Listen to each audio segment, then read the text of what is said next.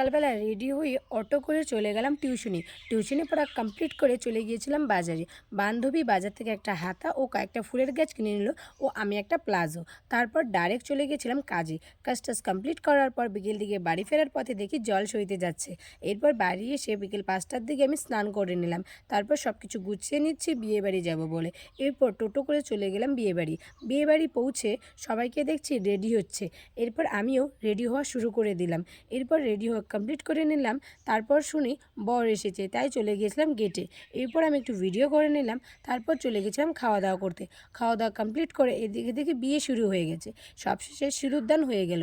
তারপরে বড় কনে মিলে কয়েকটা ফটোশ্যুট করে নিল। এরপরে বর কনেকে পায়েস খেতে দেওয়া হয়েছে।